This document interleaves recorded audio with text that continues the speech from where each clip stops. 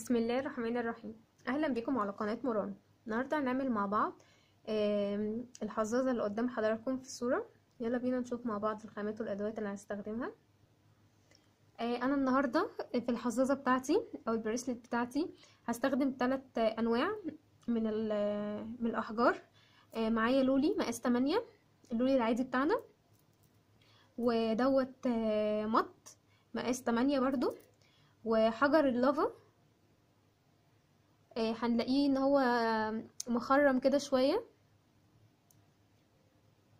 ودلاية، والاستك بتاعي، ومقص او القصافة بتاعتي. يلا بينا. هبدأ احط الخرز بتاعي. هحط الاول الفاصل. انا اخترت فاصل شكل اسد، انا ممكن اختار اي شكل انا عايزاه سواء ذهبي او فضي. هحط الاول واحدة من حجر اللافا،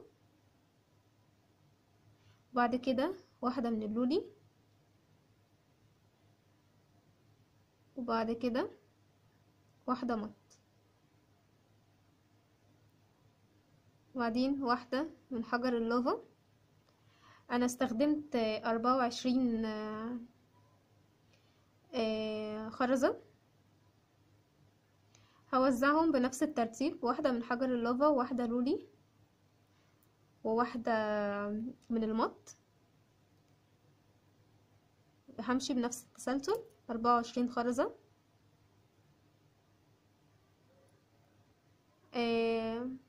هركبهم او احطهم في الاستك وارجع لكم. انا كده ركبت الاحجار بتاعتي في الاستك زي ما احنا شايفين. هبدأ اربط الربطة بتاعتي.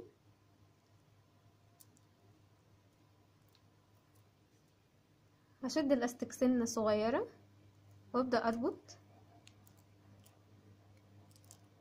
هربط من 3 ل 4 ربطات.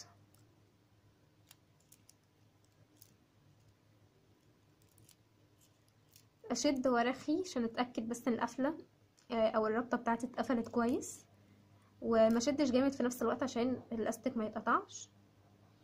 انا كده ربطت ربطتي. هسيب حته صغيره بعد الربطه واقص زي ما احنا شايفين، وهداري الربطه جوه الفاصل. انا كده داريتها، وبكده اكون خلصت الحظاظه بتاعتي، وده الشكل النهائي ليها. ويا رب اكون قدرت اوصل معلومه ليكم. السلام عليكم ورحمه الله وبركاته.